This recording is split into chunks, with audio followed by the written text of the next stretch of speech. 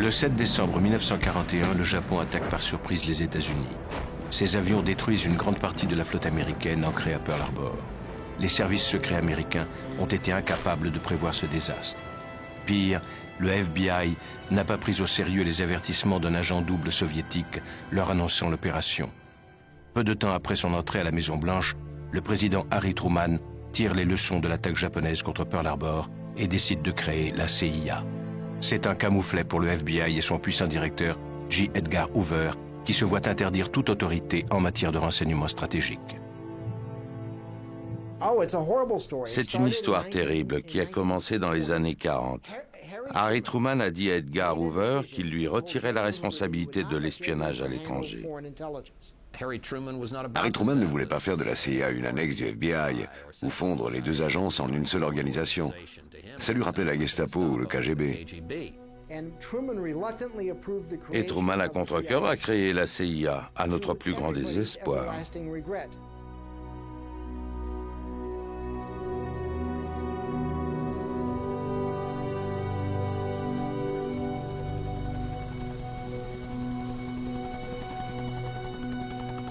Langley, Virginie, à une vingtaine de kilomètres de Washington. C'est ici que se trouve le quartier général de la CIA, une forteresse. 16 000 personnes y travaillent.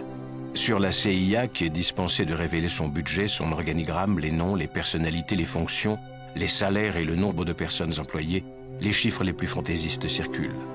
On sait que ses effectifs sont passés de 35 personnes à sa création à près de 100 000 aujourd'hui. Et son budget, de quelques centaines de milliers de dollars à 28 milliards. La CIA est chargée du contre-espionnage extérieur, mais il lui est interdit d'opérer sur le territoire des États-Unis, qui reste le domaine réservé du FBI. Truman avait placé la CIA sous l'autorité directe du président des États-Unis, mais l'agence allait très vite lui échapper et devenir le seul service chargé de mener des activités spéciales clandestines et des opérations subversives à l'étranger. Les statuts de la CIA à sa création étaient pourtant clairs. Juste recueillir, trier, coordonner, évaluer des informations, intervenir là où la diplomatie s'avère insuffisante et l'action militaire contre-indiquée. La CIA est née avec la guerre froide. Elle n'avait qu'une seule et unique fonction, prédire quand, comment et à quel endroit précis l'Union soviétique allait attaquer les États-Unis. Elle n'a été créée que pour cela, après l'attaque de Pearl Harbor et l'échec de nos services secrets. Et du début des années 50 jusqu'à la fin des années 80, notre mission consistait essentiellement à percer les plans et les intentions du Politburo à Moscou. Nous avons surtout commis une erreur fondamentale en choisissant dès le début de concentrer tous nos espions sur ce que l'on appelait la cible principale. Et donc tous nos services ont fait une fixation sur l'URSS. La CIA et les services de renseignement américains dans leur ensemble consacraient entre 55 et 60% de leur budget à l'Union soviétique. C'était notre travail, contrer les soviétiques dans le tiers-monde, n'importe où, en Angola, en Afrique, au Congo, en Afghanistan, en Iran. C'est une guerre sans fin, secrète, si l'on peut dire, qui a duré pendant des années. C'était la règle du jeu, et nous devions découvrir quelles étaient les intentions de l'adversaire. Et le meilleur moyen de le savoir était de s'infiltrer dans leur organisation, y placer un de nos agents ou retourner un des leurs. C'était la règle du jeu, et c'est ce qu'on a fait.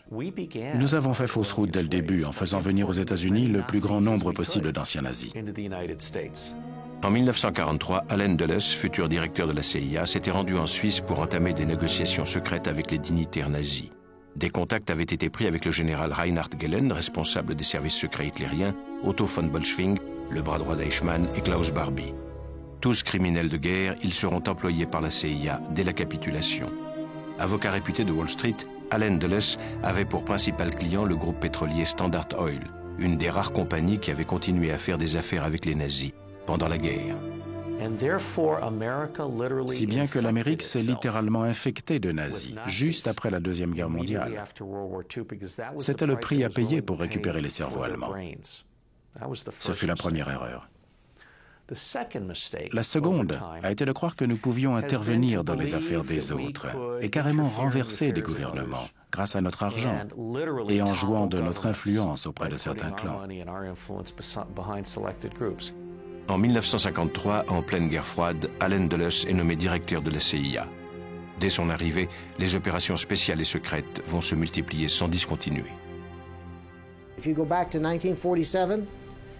Si l'on remonte à 1947 et qu'on reprend toutes les opérations menées au Guatemala, en Hongrie, à Berlin, au Vietnam, au Chili, on voit se répéter les mêmes méthodes, encore et encore. La CIA a organisé de nombreuses opérations clandestines.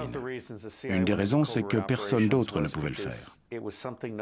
Il n'y avait aucune concurrence avec les autres services pour ce genre d'opération.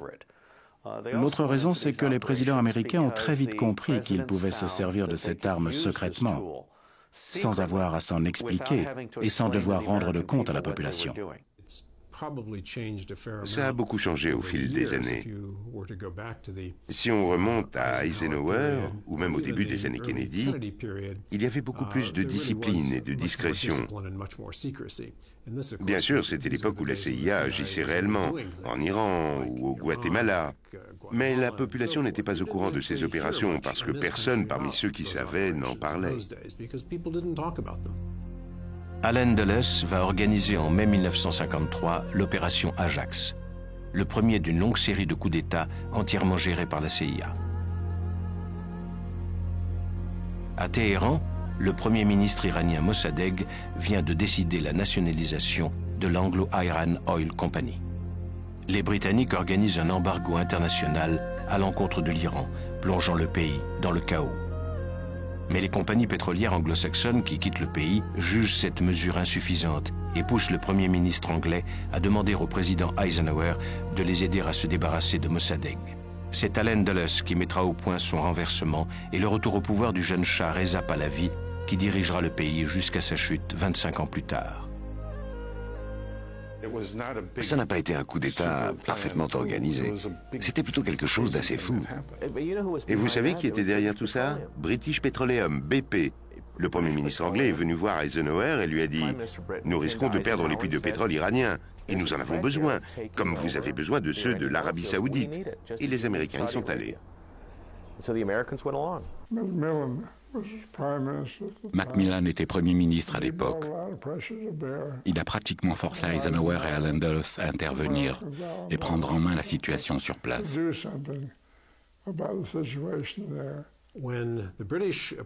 Quand les Anglais ont contacté Eisenhower, l'argument qui a convaincu le président américain n'était pas « Nous vous donnerons une partie du pétrole iranien quand tout sera rentré dans l'ordre », mais plutôt Mossadegh est en train de perdre son pouvoir au profit des communistes et l'Union soviétique va s'installer en Iran, comme ils l'ont fait en Chine. Et vous, président Eisenhower, n'avez aucun intérêt à être celui qui devra expliquer plus tard comment vous avez pu laisser perdre l'Iran. Et il y eut une procédure très formelle pendant l'affaire Mossadegh. C'était un plan organisé. Ils se sont dit, Mossadegh est un très mauvais homme d'État, il est faible, irrationnel, et les communistes gagnent du terrain. Le Shah aussi est impuissant et il ne fera rien pour changer les choses. Nous devons donc intervenir pour sauver le pays de la menace soviétique. Aussi direct que ça. Mossadegh était un communiste, je n'avais aucun doute là-dessus. Et j'ai trouvé que l'idée était excellente. Si on ne s'était pas débarrassé de lui, il y aurait probablement eu un gouvernement socialiste, communiste ou Dieu sait quoi encore. On ne pouvait pas laisser tomber l'Iran, mais d'un autre côté, on n'allait pas refaire une deuxième guerre de Corée en Iran. L'opération clandestine était la solution la moins coûteuse. Et comme la CIA était inactive et qu'Allen Dulles venait de prendre ses fonctions avec pour mission d'agir, il l'a fait. Et d'après lui, le moyen le moins onéreux de montrer que nous étions une grande puissance, c'était de renverser des gouvernements, mais en confiant ce travail à la CIA. Ça a été un si grand succès qu'ils se sont dit « Pour le Guatemala et les autres pays, on n'a qu'à faire comme ça, c'est beaucoup plus simple. » Et la question de savoir si c'était moral ou immoral... En juin 1954, le nouveau président du Guatemala, Jacobo Arbenz Guzman, décide de distribuer aux paysans les plus pauvres du pays quelques hectares de terre appartenant à la multinationale américaine United Fruit et décide d'instaurer une taxe sur les exportations. Le Guatemala est le premier producteur de bananes et de fruits tropicaux des Caraïbes, son unique ressource, mais toutes ses terres, toute son économie sont aux mains de United Fruit. Quand le Guatemala a imposé une taxe très modeste sur les bananes, la société United Fruit a demandé au gouvernement américain d'intervenir et de provoquer la faillite du pays. United Fruit était en relation étroite avec les gens de la Maison-Blanche et du Pentagone. Ils avaient une influence considérable sur tout le gouvernement américain. Et ils étaient en mesure de lui demander de renverser Arbenz. Il passait du socialisme au communisme et c'était quelque chose auquel nous devions nous opposer. Il y avait deux enjeux dans cette histoire, United Fruit et le communisme. Et Jacobo Arbenz était du mauvais côté. Un véritable coup d'État est mis sur pied lors d'une réunion entre le président Eisenhower, Allen Dulles et son frère John Foster, qui dirige le département d'État. Les frères Dulles, qui possédaient le plus important cabinet juridique de Wall Street, occupent au gouvernement Eisenhower les deux postes les plus importants, les affaires étrangères et la CIA. Par ailleurs, Allen Dulles, numéro 1 de la CIA, siégeait également au conseil d'administration de United Fruit. Deux frères, un à la tête de la CIA, l'autre numéro 1 du département d'État. Et leur entreprise familiale travaillait pour United Fruit en Amérique latine. Allen Dulles dirigeait sa propre CIA depuis son bureau du 44 Wall Street. Il faut que vous compreniez ça. C'était de l'espionnage, mais uniquement pour faire des affaires et soutenir les firmes américaines à l'étranger. Les présidents ont découvert qu'ils pouvaient gagner de l'argent en offrant les services de la CIA à des sociétés privées. La CIA renverse Arbenz Guzman, qui quitte le pouvoir et installe à sa place une junte militaire dirigée par le général Castillo Armas, dont la première mesure sera de mettre fin au projet de réforme agraire qui menaçait les intérêts financiers des États-Unis et de United Fruit. C'est sans doute une des pires choses que la CIA et le gouvernement américain aient jamais faites. Le gouvernement américain et la CIA sont responsables d'un génocide au Guatemala, commis par des gens qu'ils ont mis au pouvoir pour ne pas payer une petite taxe sur des bananes. Ils ont mis à la place une dictature militaire qui a tué des centaines de milliers de gens au Guatemala pendant 40 ans. Tout le monde croit que l'intervention de la CIA contre Arbenz était une opération parfaitement mise au point, ou le renversement de Mossadegh, un plan judicieusement élaboré. Dans les deux cas, ce fut un coup de chance. Les États-Unis géraient le monde comme dans le film Le Parrain. Leur politique étrangère était d'une incroyable arrogance. En 1960, le Congo belge accède à l'indépendance. Le Premier ministre est le leader de gauche Patrice Lumumba. Or, les États-Unis convoitent les immenses ressources minières du pays. Lumumba ne restera au pouvoir que 2 mois. C'était un très mauvais exemple pour le reste de l'Afrique. C'était inacceptable. Son sort était joué dès cet instant. Il fallait le renverser. Il y a eu une réunion le 18 août 1960 et Eisenhower a laissé entendre qu'il aimerait bien qu'on le débarrasse de Lumumba. J'étais à l'ambassade et j'ai suggéré que l'on pouvait évincer Lumumba de son poste de Premier ministre. Mais Allen Dulles a cru comprendre, lors de cette réunion du Conseil de sécurité nationale, qu'on lui laissait carte blanche pour renverser Lumumba. Et c'est ce qu'il a fait. L'ordre avait été donné d'essayer d'éliminer Lumumba. Ils ont fait parvenir du dentifrice empoisonné au responsable de l'agence au Congo, mais il a refusé de s'en servir. Nos agents n'étaient pas prêts à s'impliquer dans un assassinat. J'ai donc proposé une solution politique, mais d'autres à Washington ont pensé qu'un autre type d'intervention serait plus approprié.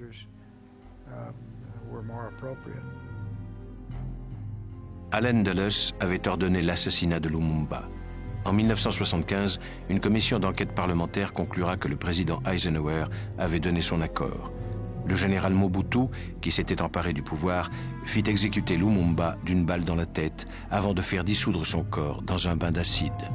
Frank Carlucci, futur sous-directeur de la CIA, était en poste au Congo lors du coup d'État. On m'a accusé d'être responsable de l'assassinat de Lumumba. C'est totalement absurde, évidemment. L'idée qu'un jeune officier des affaires étrangères puisse donner le feu vert à l'assassinat d'un Premier ministre est tout simplement stupide. Il a réussi à s'échapper de sa prison et à se cacher. Mais la CIA a fini par le retrouver et l'a livré à un de ses pires ennemis, au Congo. Et il a été exécuté. La CIA était évidemment intervenue dans cette affaire. Ce qu'il ne faut pas oublier, c'est comment l'Amérique était dirigée à cette époque. La CIA avait pour mission d'être du côté des dictateurs et de les aider à s'imposer à la population. Il y a sans doute eu des endroits, que ce soit au Guatemala dans les années 50 ou en Iran au début, qui feront dire à certains que les agissements de la CIA étaient injustes. Juste ou injuste, ça c'est une autre question.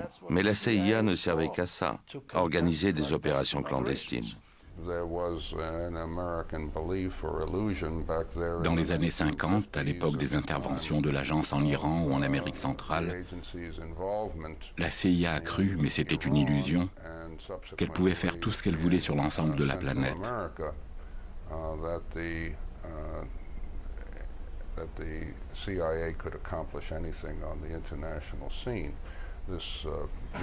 Et cette mythologie a été entretenue par les propres membres de l'agence.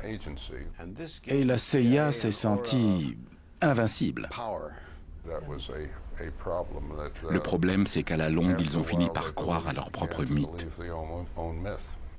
Ils ont pu garder leur emprise, leur budget et leur pouvoir parce qu'ils étaient en mesure d'affirmer au président des États-Unis la chose suivante. En dernier ressort, si vous avez un vrai problème, nous pouvons intervenir et renverser le gouvernement d'un pays et mettre quelqu'un d'autre à sa place. Nous pouvons vous donner ce pouvoir. Le problème majeur, c'est que les gens de la CIA le croyaient vraiment. Ils se trouvaient plutôt bons pour ça.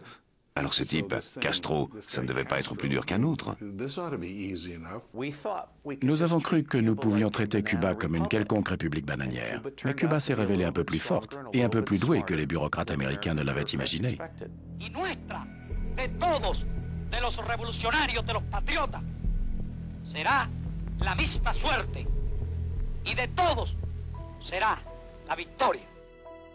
À Cuba, Fidel Castro, qui vient de chasser le dictateur Batista, nationalise les plantations de sucre détenues par les Américains.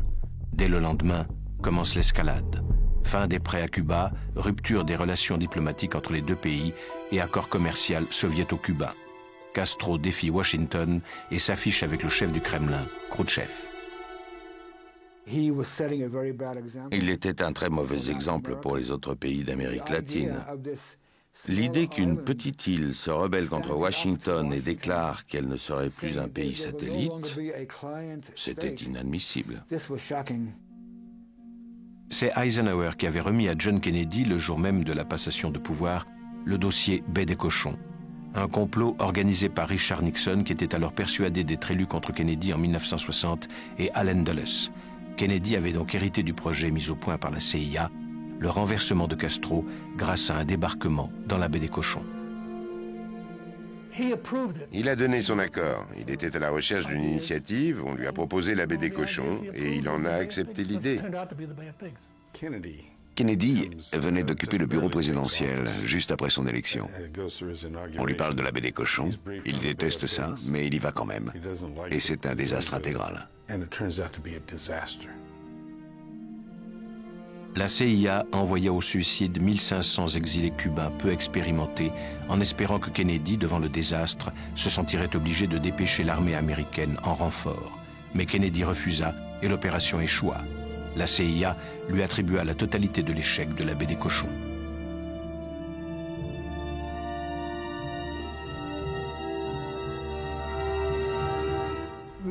L'opération a été un échec parce qu'elle a été mal dirigée. Point final. Je crois qu'il l'a accepté parce qu'il n'avait pas de meilleure idée, et son équipe non plus. Alors il a fait avec ce qu'il avait sous la main. Ça a été une opération militaire mal préparée. Et les informations fournies étaient mauvaises. Croire qu'un petit groupe de gens pouvait débarquer et d'une manière ou d'une autre renverser le régime, c'était complètement sous-estimer la popularité de Castro. Ils espéraient que des Cubains allaient se joindre à nous, mais ils ne l'ont pas fait. Leur stratégie militaire était mauvaise, mais ils nous ont quand même forcés à y aller. La CIA avait prévenu que ça ne pouvait réussir que si les États-Unis étaient prêts à soutenir les insurgés militairement. Et au dernier moment, le gouvernement a décidé de ne pas leur fournir de soutien militaire lors du débarquement de la baie des Cochons. Et tout a raté. Nous étions furieux après l'affaire de la baie des Cochons, parce qu'on s'est senti entièrement responsable de cet échec. Et il y avait bien sûr des gens qui étaient en colère, révoltés contre le président. Ils détestaient Kennedy, surtout parce que, selon eux, pendant la baie des Cochons, il avait refusé d'envoyer son aviation. On ne peut pas dire la CIA aimait ou n'aimait pas. Il s'agissait de quelques personnes, de quelques unités, même si c'est vrai qu'il y avait des agents de terrain, des chefs de division ou d'autres officiers plus anciens qui n'aimaient probablement pas le président. Pourquoi pas? Il faisait des choses qu'ils n'appréciaient pas, donc ils ne l'aimaient pas. Quelques mois après leur arrivée à la Maison-Blanche, John Kennedy et son frère Bob, ministre de la Justice, donnent à la CIA les pleins pouvoirs pour éliminer Fidel Castro. C'est Sam Alpern qui est chargé de mettre au point l'opération Mangouste.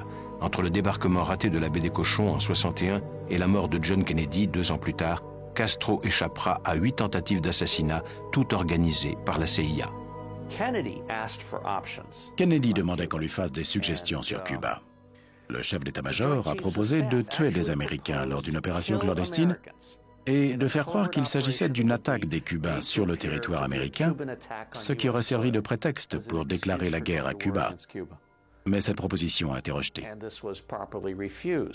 À l'époque, la CIA cherchait toutes sortes de moyens pour en finir avec Castro. Et il y a eu 8 ou peut-être 18 tentatives d'assassinat contre Castro. Faire exploser son cigare ou l'équivalent. Des propositions ridicules comme introduire du désherbant dans sa barbe, vous imaginez. Des choses complètement inefficaces afin d'essayer d'affaiblir son autorité. Je crois qu'il y a eu 20 ou 30 tentatives pour éliminer Castro. 8 me paraît plus crédible. 25, personne ne peut avoir autant de chance. Kennedy était obsédé par Castro.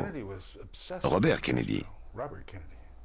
Je ne sais plus lequel des deux nous poussait le plus. On avait surtout affaire à Bobby plutôt qu'à Jack. John Kennedy était au courant de tout. Robert Kennedy était au courant de tout. Je n'ai jamais pu comprendre pourquoi ils étaient à ce point contre Cuba. La seule explication, c'est leur propre sentiment, leur propre égocentrisme. C'était un problème qu'ils n'arrivaient pas à résoudre, et ils n'avaient pas l'habitude de voir quoi que ce soit leur résister. Ils étaient toujours au-dessus de tout, mais cette fois, ils ne l'étaient pas, et ils ne pouvaient rien faire. Alors tout le monde, y compris la totalité du gouvernement américain, devait les aider à régler ce problème. John Kennedy ne sait plus comment faire pour neutraliser Allen Dulles et la CIA. L'agence est en train de devenir un État dans l'État. Toutes les tentatives pour renverser Castro ont échoué, mais Allen Dulles, devenu incontrôlable, mène une campagne de propagande qui attribue à Kennedy tous les échecs de la CIA depuis le ratage de la baie des Cochons. Et il était absolument hors de lui. S'il avait pu, il aurait démoli la CIA. Il était dans une telle rage qu'un mois avant sa mort, il a dit « Je vais prendre la CIA, la mettre en pièces et la répandre aux 4 vents ». Vous avez déjà vu des petits bouts de CIA? Je n'en ai vu nulle part. Personne n'a jamais réussi à la démanteler, la CIA. Mais la CIA a dû adopter un profil bas pour calmer le jeu un certain temps. Ça a commencé sous Kennedy et Bob McNamara, qui était son homme à tout faire. Il a décidé de tous les renvoyer et de les remplacer par des hommes plus à gauche. C'est ça que Kennedy a fait à la CIA. Je l'ai vu faire, j'y étais.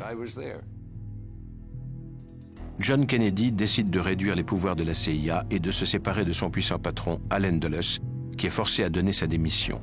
Kennedy, en présence de Dulles, nomme comme directeur John McCone, un petit homme effacé, discret.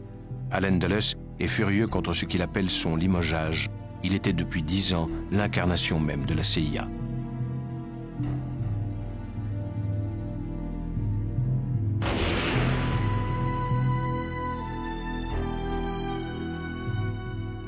Au lendemain de l'assassinat de John Kennedy, son frère Bob se précipite chez John McCone, le nouveau directeur de la CIA, et ne lui pose qu'une question.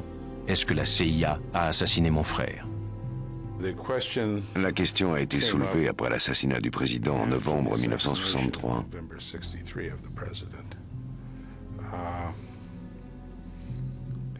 Oui, Bobby Kennedy a demandé à John McCone, est-ce qu'il y a quelque chose là-dessus? Son frère avait le droit de poser ce genre de questions. Ça n'a rien de surprenant. Pourquoi ne l'aurait-il pas fait? Il ne savait pas, il voulait être sûr. C'est quelque chose d'humain de demander « Avez-vous tué mon frère ?» Pourquoi pas?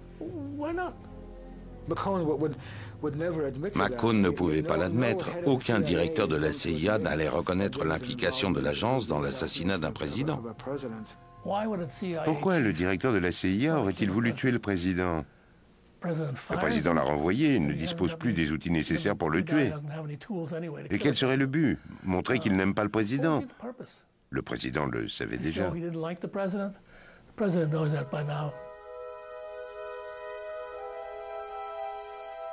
La commission Warren est chargée par le nouveau président Lyndon Johnson de faire toute la lumière sur l'assassinat de Kennedy.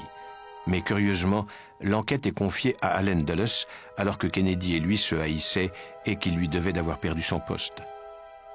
Dulles se fait filmer à Dallas. Il est aidé dans ses investigations par Charles Cabell, qui fut son sous-directeur à la CIA. Cabell est le frère du maire de Dallas. Quelques mois plus tard, le juge Warren rend ses conclusions en présence de Lyndon Johnson. Il n'y a eu aucun complot et Lee Harvey Oswald a agi seul. Alan Dulles a fait de son mieux pour torpiller la commission Warren. Ce qui n'a rien de surprenant, surtout si on veut que rien n'en sorte. C'était volontaire. J'ai donné des instructions à la CIA pour que toutes les informations soient disponibles. La CIA a pratiquement vidé tous ses dossiers concernant l'assassinat de Kennedy. Il n'y avait absolument aucune preuve de la moindre conspiration, et certainement pas de preuve de l'implication de la CIA. Je ne peux pas imaginer la CIA impliquée dans l'assassinat d'un président américain. C'est au-delà des pires fantasmes. Les gens ont fait de cette histoire un objet de culte. Je n'ai rien découvert qui m'ait semblé convaincant ou prouvé le contraire.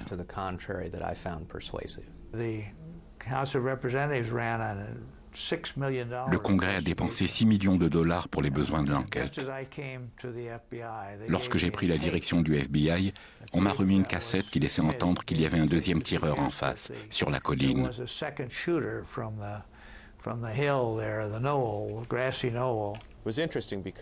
C'est intéressant parce que lorsque je suis entré à la CIA, j'ai découvert qu'un Français prétendait savoir beaucoup de choses sur l'assassinat de Kennedy. Je n'ai pas le droit de vous en dire plus, mais il avait donné pas mal de détails. J'avais très envie de lire son témoignage, par simple curiosité, à titre personnel. Et j'ai demandé le dossier. On m'a répondu que c'était un dossier top secret, très délicat, scellé avec de larges bandes noires, et que personne ne pouvait le consulter, en dehors du directeur de la CIA ou du responsable des opérations. J'ai attendu le samedi suivant, j'étais de permanence, et j'ai rédigé une lettre m'autorisant à consulter le dossier. Je l'ai glissé entre les formulaires à faire signer par le directeur des opérations, et j'ai déposé le tout sur son bureau. Il était débordé, et il a tout signé, sans les lire. J'avais enfin la permission de consulter le dossier. C'était un dossier énorme, 12 volumes, entièrement sur l'assassinat de Kennedy. Mais lorsque je me suis présenté, on m'a rendu ma lettre en me disant « Nous sommes désolés, nous avons perdu le dossier. » Il a disparu. Je ne sais plus à combien de théories du complot j'ai été confronté au cours des dernières années. Tout ce que je sais, c'est que ces théories ne tiennent pas debout, parce qu'ici, à Washington, personne ne sait garder un secret. Surtout pendant aussi longtemps, et surtout s'il y a pas mal d'argent en jeu, quelqu'un l'aurait vendu à un journal ou à un journaliste. Personne ne peut garder un secret aussi bien. Il aurait fallu que des milliers de gens au FBI, à la CIA, dans l'armée, au Pentagone, gardent le secret sur l'assassinat de Kennedy. La vérité, c'est que l'assassinat de Kennedy reste le plus grand secret de l'Amérique. Nous ne savons vraiment pas ce qui s'est passé. Quelques mois après l'assassinat de Kennedy, Lyndon Johnson avait remis en question le plan de retrait des conseillers militaires américains du Vietnam envisagé par le président disparu. À un général impatient, il avait déclaré « Faites-moi élire et vous l'aurez, votre fichue guerre ». Nous étions plutôt sceptiques tout au long de la guerre du Vietnam sur la possibilité de gagner une guerre de guérilla contre le Nord, tant que ce dernier restait un sanctuaire. En août 64, la CIA monte une fausse attaque nord-vietnamienne contre un navire de guerre américain dans le golfe du Tonkin. Avec cette agression fabriquée de toutes pièces, Johnson a enfin un prétexte pour multiplier par 10 le nombre de soldats américains qui combattent en Asie du Sud-Est et commencer ses bombardements contre le Vietnam du Nord. The United States destroyer Maddox was attacked on the high seas in the Gulf of Tonkin. The attacks were deliberate. The attacks were unprovoked. Ce fut probablement une fausse attaque qui sans doute n'a-t-elle jamais existé. Ceux qui se trouvaient à bord du bateau ont pu se tromper complètement et croire qu'ils étaient attaqués. Le capitaine du bateau a envoyé un message disant qu'il n'avait rien vu, qu'il avait maintenant de sérieux doutes sur ses messages précédents et qu'il croyait fermement qu'il y avait une possibilité pour qu'il se soit battu contre une hallucination. Le Pentagone et la présidence ont décidé de ne pas tenir compte de son dernier message et d'utiliser l'incident du golfe du Tonkin comme prétexte pour entrer en guerre. Ça a été à l'origine d'une décision qui a changé bien des choses, c'est certain. The determination of all Americans to carry out our full commitment to the people and to the government of South Vietnam will be redoubled by this outrage. Ça a été utilisé comme prétexte pour intensifier la guerre. Cet incident a servi de justification à d'autres actions. Nous savons maintenant que c'était un mensonge. À l'époque, les gens avaient des doutes, mais ce n'est que plus tard que les soupçons se sont confirmés et qu'on a découvert avec certitude que ce n'était qu'un prétexte, une histoire inventée.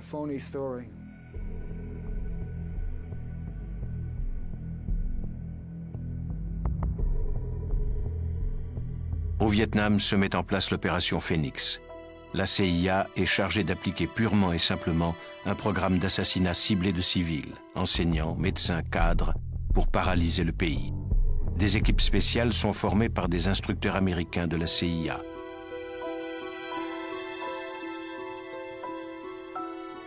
Pour terroriser la population, chaque assassinat est signé. Une carte à jouer, un as de pique, est mise en évidence sur les cadavres après chaque action des escadrons de la mort. La plupart des victimes ont été torturées avant d'être exécutées. William Colby, le responsable de la CIA qui dirigeait l'opération, sera nommé quelques années plus tard directeur de l'agence. Le but de l'opération Phoenix était de détruire l'infrastructure nord-vietnamienne. Il voulait éliminer toute personne ayant le moindre contact avec le Viet Cong. C'était une opération clandestine qu'on nous a demandé de mener pour entraver l'effort nord-vietnamien. Bill Colby était derrière Phoenix, une opération qui a tué beaucoup de Vietnamiens. Est-ce que j'ai envie de remuer tout ça à nouveau? Probablement pas. Ça a été mis au point en grande partie par Bill. C'est lui qui l'a organisé. Mais c'était un dispositif défensif destiné à protéger nos propres opérations. Bill Colby m'avait juré que l'opération avait été relativement propre et sans bavure. Ils ont simplement tué tous ceux qu'ils soupçonnaient d'avoir le moindre lien avec le Viet Cong. Je ne parle pas seulement des soldats, mais aussi des civils. Ça a été un massacre effroyable. Les villages stratégiques, la pacification des campagnes, en général, tout cela échoue dans un contexte révolutionnaire. Cela faisait partie d'un ensemble de pratiques. Et Lyndon Johnson s'est retrouvé totalement embourbé au Vietnam. I got a letter from LBJ that said this is your lucky day, time to put your khaki trousers on. We've got a job for you to do. Dean Rusk has caught the Asian flu and we are sending you to Vietnam. En 4 ans, le corps expéditionnaire américain passera de 20 000 hommes à 540 000.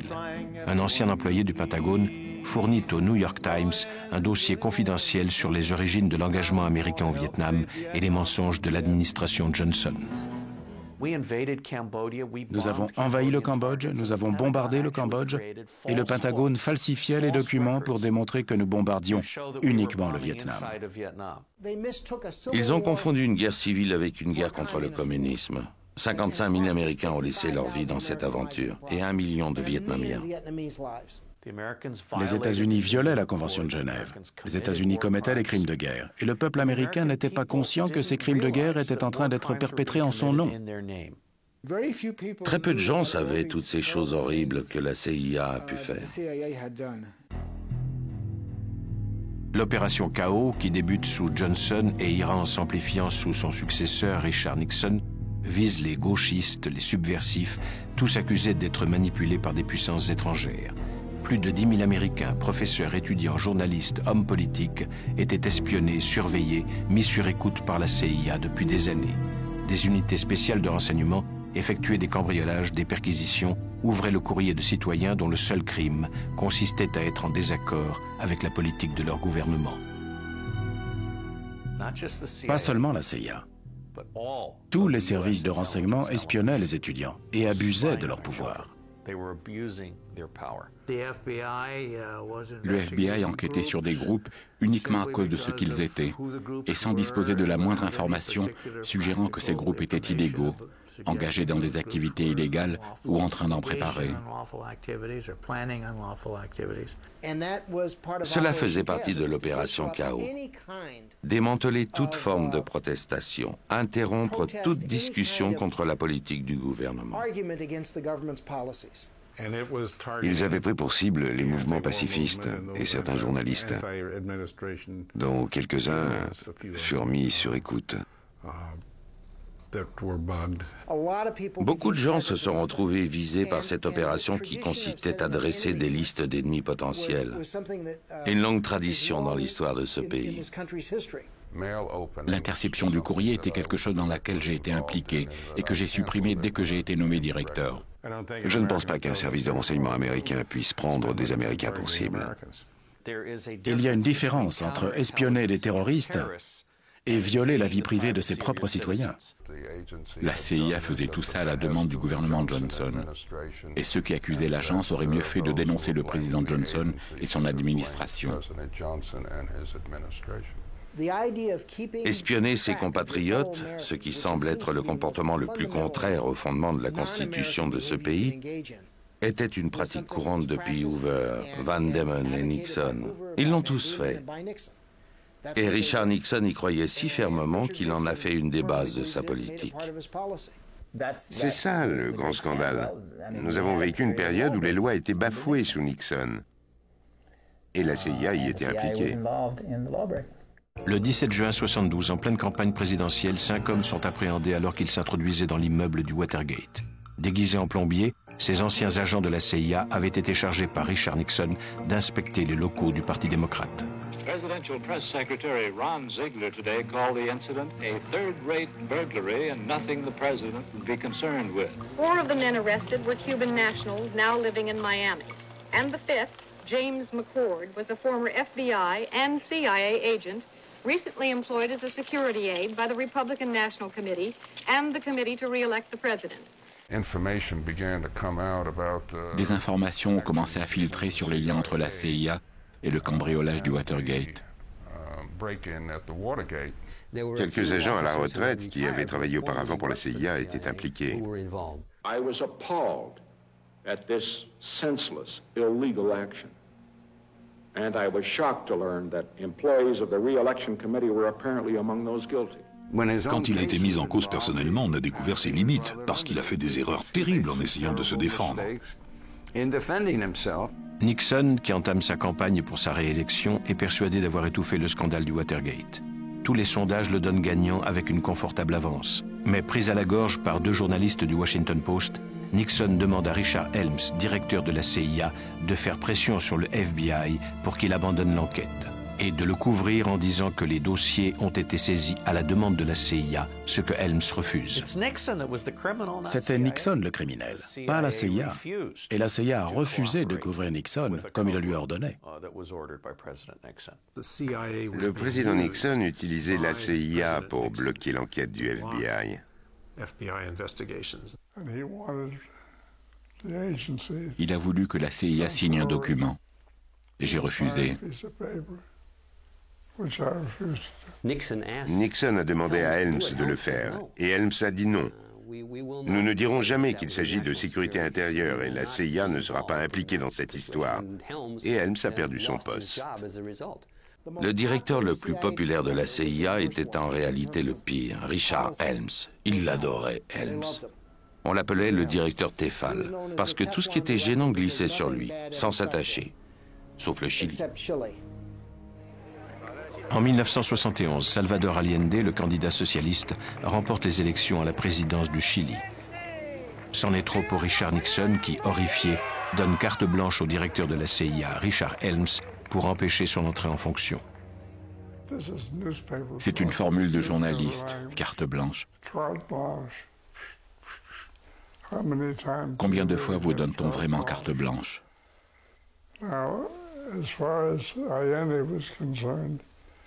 En ce qui concerne Allende, Nixon nous a chargés de tout faire pour qu'il n'accède pas au pouvoir. Et la CIA a créé toutes les conditions pour que le chaos s'installe au Chili. Un chaos économique et social, afin de donner aux militaires un prétexte pour intervenir et renverser le gouvernement. Personne n'a parlé de tuer Allende, il fallait essayer de lui faire quitter le pouvoir. Mais nous étions associés à des gens qui souhaitaient tuer Allende. Ils ont utilisé des entreprises privées. La CIA, les militaires, l'ambassade, tout était bon. Ils avaient toute une équipe qui ne se consacrait qu'au renversement d'Allende. Ce n'était pas quelqu'un que le gouvernement américain appréciait. Henry Kissinger et Richard Helms, le directeur de la CIA, faisaient partie de ceux qui avaient mis au point l'opération depuis Washington. Ils savaient que lorsqu'Allende deviendrait un problème et qu'il nous demanderait de nous en occuper, nous ferions de notre mieux. Et on a fait de notre mieux.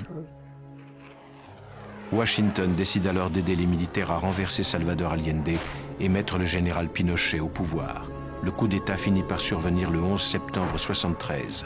Salvador Allende est assassiné ou s'est suicidé selon la CIA et des milliers de Chiliens torturés et massacrés. Les listes des suspects avaient été fournies par la CIA aux escadrons de la mort de la junte militaire.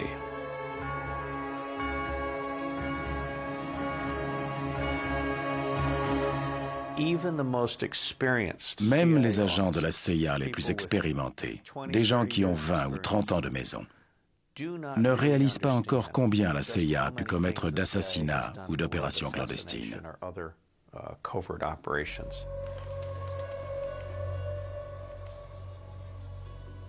C'est l'implication de la CIA dans le coup d'État au Chili et les révélations sur la complicité entre l'agence et la Maison-Blanche pendant le Watergate qui vont pousser le Congrès, trompé et humilié par Nixon, qui a démissionné, à prendre la décision de museler la CIA. En 1976, les auditions des directeurs de la CIA devant les commissions sénatoriales Church et Pike vont bouleverser les Américains. Rien ne sera plus jamais comme avant. Le spectacle est ahurissant. Le soutien de la CIA au général Pinochet et sa participation au renversement du régime socialiste d'Allende, mis à jour par le rapport Church, vont éclabousser le secrétaire d'État Henry Kissinger. The attempt of the United States government was not to destabilize or to subvert it, but to keep in, but to keep in being those political parties that had traditionally contested the elections. And our concern was with the election in 1976, and not at all with a coup in 1973 about which we knew nothing. Henry Kissinger n'était pas très heureux des révélations à venir des commissions Church et Pike, parce qu'il était très vivement critiqué à propos de ce qu'il avait dit ou fait. Le Chili est l'exemple même d'un abus de pouvoir des Américains, un abus de pouvoir de Kissinger et des entreprises qui le poussaient à agir. C'est au tour de Richard Helms d'être appelé à la barre. Il n'avait jamais dit un mot en public, jamais accordé le moindre entretien. Le Washington Post écrit « Helms, déposant sous serment, a souvent été proche du parjure. Responsable des écoutes téléphoniques, il a eu le temps de détruire tous les dossiers avant son départ de la CIA en 1973. Mr. Helms, in that answer, you used a vague term. Let's try and clarify it. You say you told him about this operation.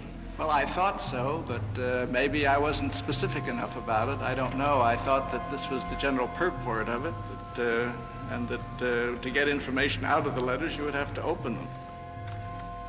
This is an agency that need not obey the law. The way we were trying to get on with our job. We were trying to protect our form of government, our way of life. Now, I'm trying to find out why a program like this went on for 20 years.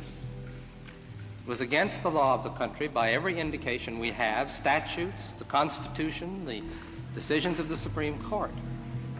Had been producing some information on foreign connections with dissidents and terrorists. And all I'm trying to find out from you is whether you believe that the CIA doesn't have to abide by these laws because of the problems that the CIA faces.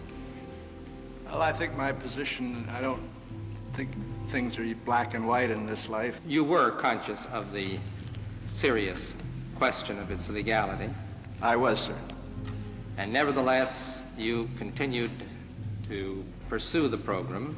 That statement, covert coverage has been discontinued, was a lie. The mail continued to be open. How does a president exercise any control over the CIA or any of these agencies? I just want to ask one question. Do you know that Mr. Nixon didn't know about that CIA mail intercept operation? And if he did, there's no one, including you, that have been able to tell us that he did. The president was given a document that did not tell him the truth. Can't you ask President Nixon whether he knew or not, and I will be guilty as charged. If you had been the President of the United States and had asked for recommendations coming from a report that was signed by you, the Director of the CIA, what would you believe? Well, Mr. Chairman, I have to concede that on the record here and without the discussion that went on at the time, it certainly looks that way, and I'm sorry if I made a mistake at that time. Il avait l'habitude de mentir au président, de mentir au Congrès, de faire comme si rien ne pouvait l'atteindre. C'est un héros à la CIA. Richard Helms restera dans l'histoire de la CIA, l'homme qui savait garder les secrets. Et il est mort en emportant ses secrets que personne ne connaîtra jamais, et c'est très bien comme ça. C'est pour ça qu'on les appelle services secrets. Certaines choses ne sont pas censées être révélées, et Dick a réussi à en garder un grand nombre secrètes. Il était très fort. William Colby, ancien directeur de la CIA, vient témoigner à son tour devant les sénateurs. On commence par l'interroger sur le coup d'État au Chili. The agency make money, they print money. For example, ITT offered the CIA money to destabilize in Chile. We must rest only on appropriated funds. However, in the process of our operations, we do develop proprietary organizations. Mr. McCone was involved, and he was involved with the CIA. It kind of indicates that maybe that's not an outrageous request. Of our activity along these lines have been generally known for years, and no objection made against them. Have you ever been briefed on the full extent of CIA's relationships with the mafia? If so, when and with whom? Colby a fini par comprendre que Frank Church ne le lâcherait pas. Et il a préféré parler et s'expliquer. Et ça a changé à jamais toutes les règles de la CIA. Colby doit répondre aux questions concernant les méthodes expéditives de la CIA et ses tentatives, réussies ou pas, d'assassinat, notamment à propos de Castro. Does this pistol fire the dart? Yes, it does. What range does it have? 100 meters, I believe, about 100 yards, 100 meters. Colby, acculé par le Sénat, accepte de parler du Vietnam et de l'opération Phoenix. In effect, this Phoenix program was an assassination program. Was the objective of eliminating the infrastructure of the VC fully discussed at each briefing? How many roughly would you estimate were eliminated? some 20,000 had been killed by that time. Comme la plupart des résolutions du Congrès ou de la présidence, leur effet au fil des années a été dérisoire. Nul. Aucune de ces commissions n'a eu un réel impact, parce qu'elles n'ont jamais pris en compte la mentalité, le caractère, la particularité des gens qui mènent ces opérations. On ne peut pas naïvement croire que le Congrès, dans sa profonde sagesse, va s'asseoir sous la coupole du Capitole, siéger et créer des lois qui vont changer les services de renseignement. Si vous relisez les auditions des commissions Church et Pike, vous verrez que tout ce qu'a fait la CIA a été décidé par les présidents, y compris les tentatives pour éliminer Lumumba, la baie des cochons et les autres. Tout ce dont on a été accusé a été décidé et approuvé au plus haut niveau. À chaque fois que la CIA a fait quelque chose d'horrible, ça a toujours été sur ordre du président. Mais c'est le président Gerald Ford qui va porter le coup de grâce à la CIA. En 1976, il signe une ordonnance présidentielle qui se termine par ces mots. Plus aucun fonctionnaire des États-Unis ne doit entreprendre ou concourir à entreprendre un assassinat politique. Et donc, nous ne pouvions plus commettre d'assassinat ou tuer quelqu'un. Il y a une série de textes qu'on nous a forcés à signer. Pas forcés, mais qu'on nous a demandé de lire et de signer. L'unique raison qui a poussé Gerald Ford à signer cette interdiction, c'est qu'on sortait des commissions de Church et des enquêtes et que les pressions étaient si fortes qu'il s'est senti obligé de faire quelque chose. Nos politiciens et l'ensemble des Américains ont commencé à croire que l'on pouvait légiférer sur la moralité. C'était juste après Allende et tout le reste. Gerald Ford a découvert ça. Il était président et il a signé l'ordre 12033, qui stipule qu'il n'y aura plus d'assassinat. Point final. Des foutaises. Ils l'ont toujours fait. Si c'est dans l'intérêt des États-Unis d'assassiner quelqu'un, ils le feront. Tous les gouvernements l'ont pratiqué quand c'était nécessaire, ça n'a rien d'extraordinaire. L'assassinat est un des outils des gouvernements, c'est tout.